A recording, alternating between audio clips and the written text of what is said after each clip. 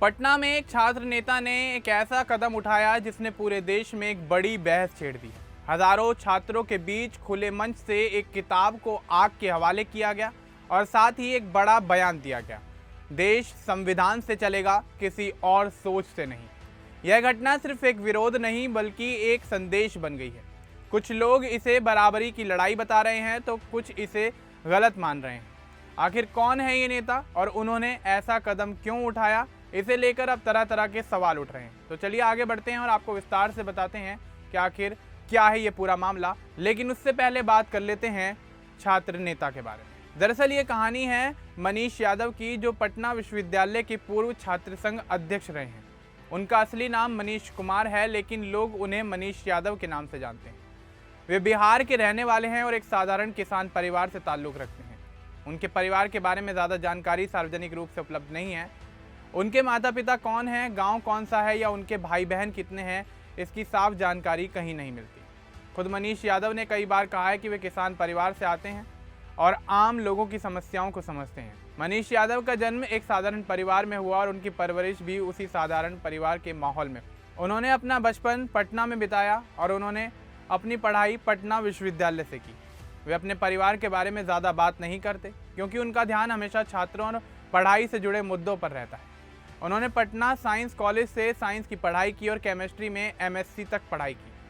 पढ़ाई के दौरान उन्होंने देखा कि छात्रों को कई दिक्कतों का सामना करना पड़ता है, जैसे हॉस्टल की कमी, फीस की परेशानी और परीक्षा समय पर ना होना। इन्हीं समस्याओं को देखते हुए उन्होंने छात्र राजनीति में कदम रखा। उनका ये मानना था कि सिर्फ पढ़ाई करना ही काफ़ी नहीं है, बल्कि छात्रों के हक के लिए आवाज़ उठाना भी ज़रूरी है।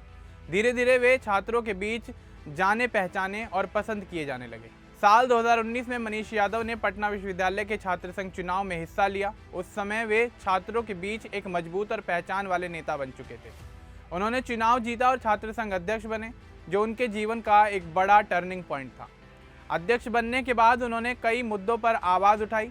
उन्होंने कहा कि पटना विश्वविद्यालय के साथ सही व्यवहार नहीं हो रहा है और दूसरे विश्वविद्यालयों को ज़्यादा सुविधाएँ मिल रही हैं, जबकि यहाँ के छात्र परेशान हैं। उन्होंने कई बार प्रदर्शन किए, सड़कों पर उतरे और प्रशासन से बात की।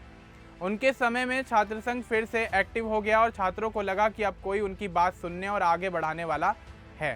साल 2020 में कोरोना की वजह से पूरे देश में लॉकडाउन लग गया और मार्च से हालात खराब होने लगे। उस समय बिहार के कई छात्र कोटा जैसे शहरों में फंसे हुए थे और मजदूर भी दूसरे राज्यों में ही अटके हुए थे। मनीष यादव ने इन लोगों के लिए आवाज़ उठाई और सरकार से मांग की कि उन्हें सुरक्षित घर वापस लाया जाए। इसके लिए उन्होंने प्रदर्शन भी किए। इसी दौरान पुलिस ने उन्हें मई-जून 2020 के आसपास गिरफ्तार कर लिया।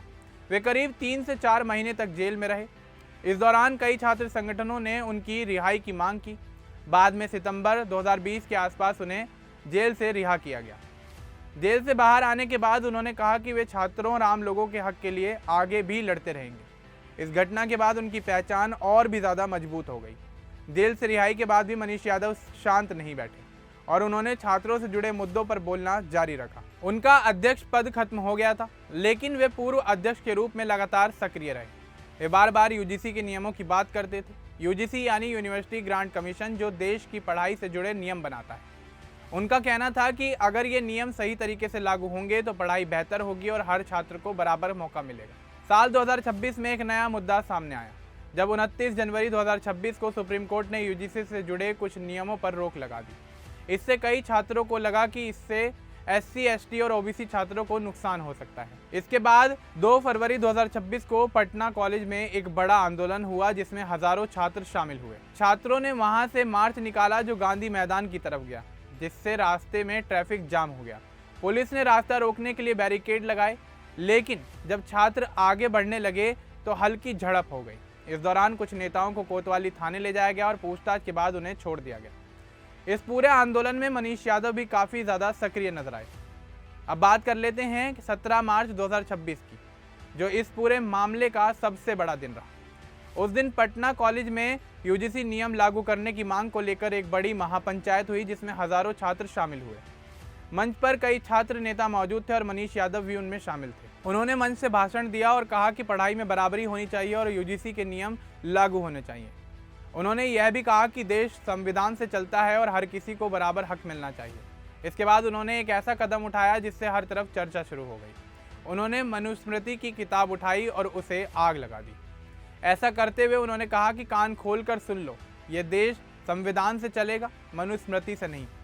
इसके बाद मंच पर आग जलती दिखी और वहां मौजूद छात्र जोर जोर से संविधान जिंदाबाद के नारे लगाने लगे।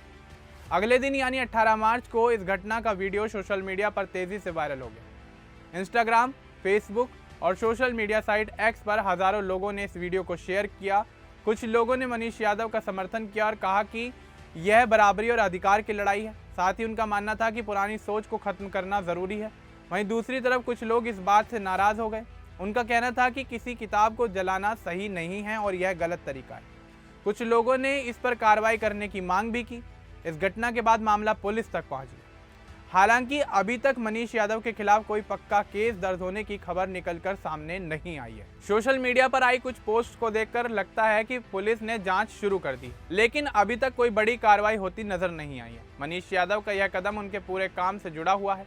वे हमेशा से छात्रों, पिछड़े लोगों और बराबरी की बात करते नजर आए हैं। उनका कहना है कि पढ़ाई में किसी के साथ भेदभाव नहीं होना चाहिए और हर किसी को बराबर मौका मिलना चाहिए। वे ये मानते हैं कि देश संविधान के हिसाब से चलना चाहिए और वही सबसे ऊपर है।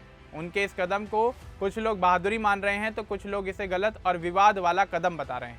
इसी वजह से यह मामला इतना ज़्यादा चर्चा में आ गया है और अब देखना ये होगा कि आगे इस मामले में आखिर क्या होता है। लेकिन एक बात साफ है कि यह सिर्फ एक किताब जलाने का मामला नहीं है, बल्कि सोच और विचार की लड़ाई भी है। अब इस पूरे मामले को लेकर, मनीष यादव को लेकर, उनके छात्र राजनीति को लेकर और हालिया मुद्दे को लेकर आपका क्या कुछ कहना है, हमें कमेंट बॉक्स में ज़रूर बताएं। और इस तरह की और भी अपडेट्स जानने के लिए हमारे चैनल को सब्सक्राइब करना ना भूलें। धन्यवाद।